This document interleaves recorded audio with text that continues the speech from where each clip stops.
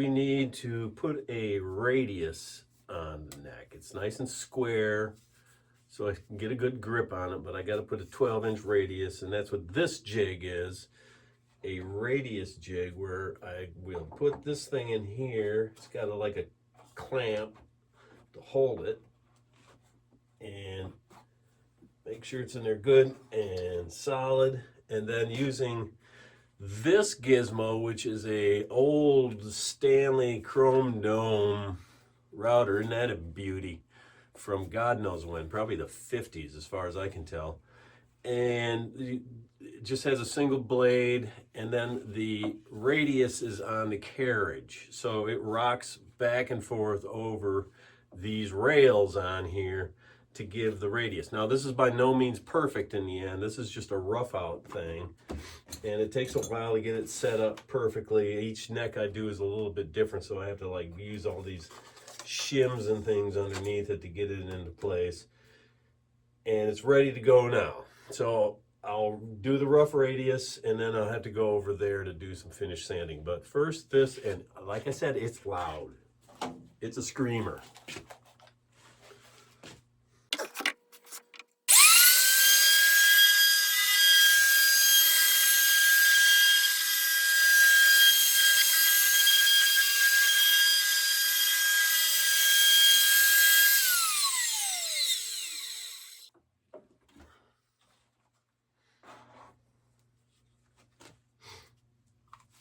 Okay, so there's your radius roughed out.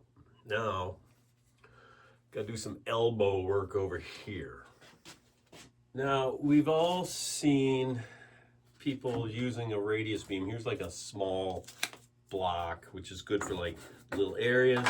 Here's a longer one, which is good for the whole neck. And you'll see pictures of people doing it like this. They're rubbing it on top. Well, the problem here is this thing's swimming all over the place. You can't do it accurately that way.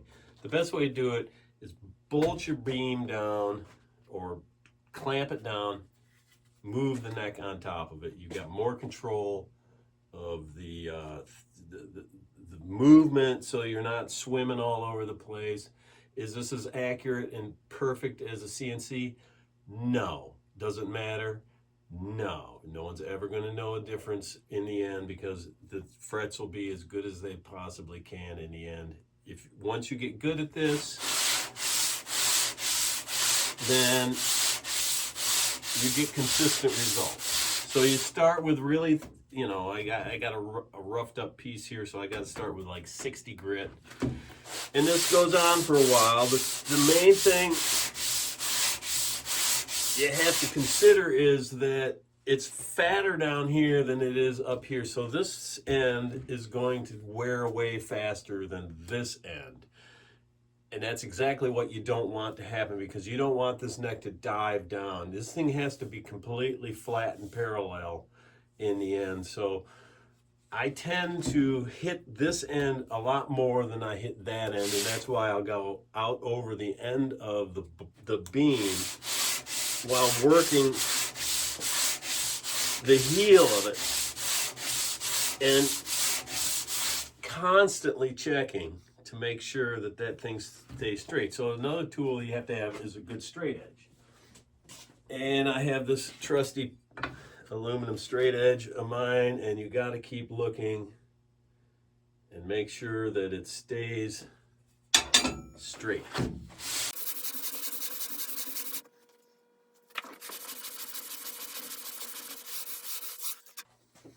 Now, with pencil, you can keep track of what's going on here,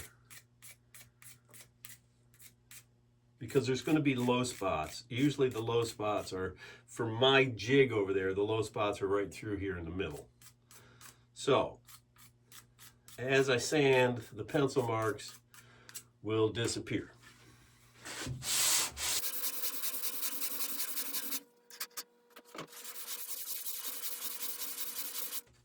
You have to be careful when you're doing it from this end, holding the head, because you have a tendency to push down on it. I find that you're safer when you're working from the heel end, because you're not as likely to push down on the head It's better to take more off of here than it is to take off of that end. But you have to kind of go back and forth to make sure that you're getting a nice even sanding. And already, this is looking pretty good. So you can see kind of that through here, I still have some markings a little bit up here. This is pretty much worn away. That's what I want.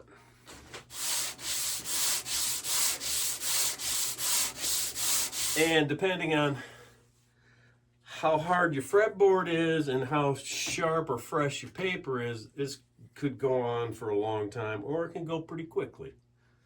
Maple is hard,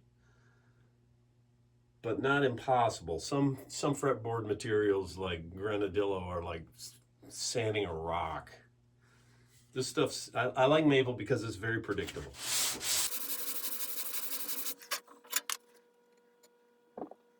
Yeah, it's looking good.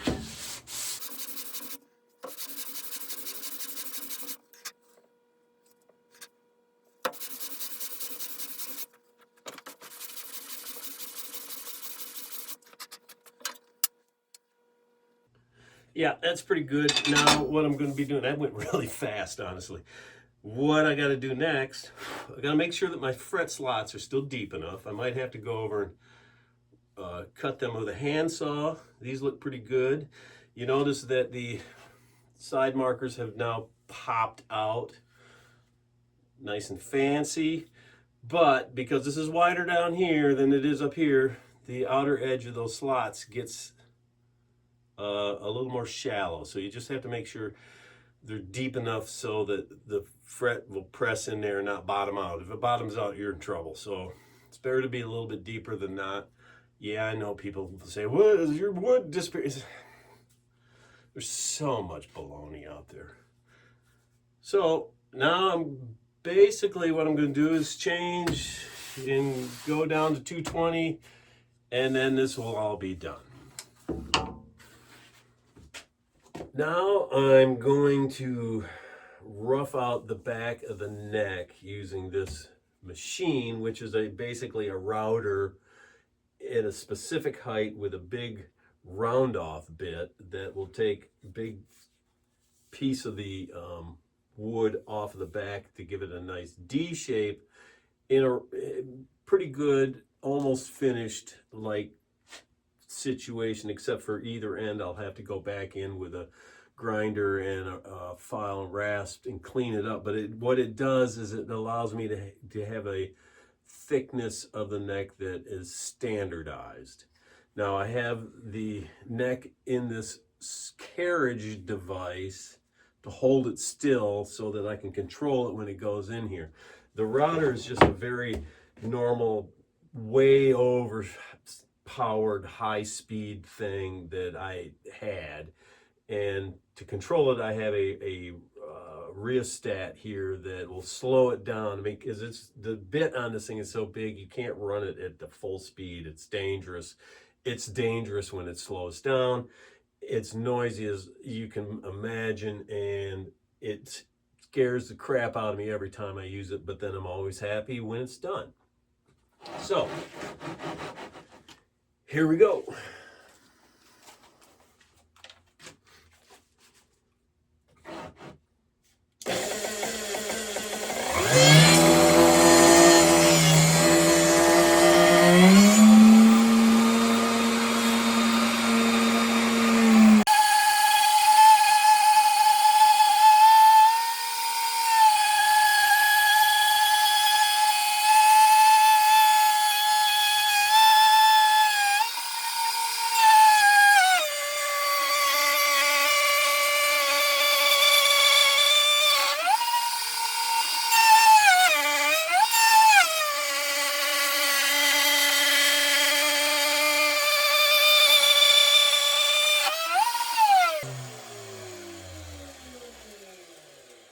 So you can see half of it's done.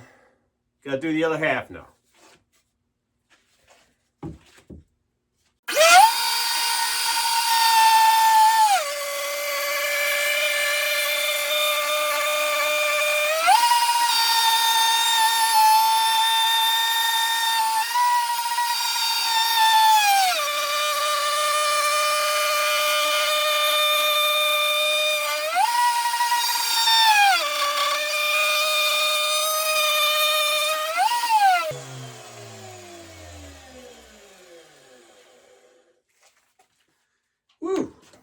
Okay, so there we go. We got it roughed out. This neck in particular was a little thicker than they normally are because that's just the situation with this guitar.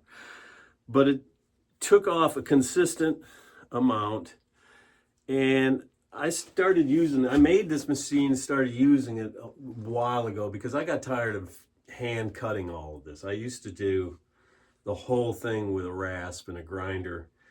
And after 400 of those things, it's not fun anymore. So I made this thing to help with consistency and to take care of a lot of gritty work that I would spend an hour with a rasp and something else, you know, a grinder to get it to this point. And it was never as consistent as this can be. So now all I have to do is finish out down here, finish out up at the top, smooth this out a little bit more, and that'll be it. The neck will be carved and ready for a fret job next. So this machine is scary, but I kind of like it.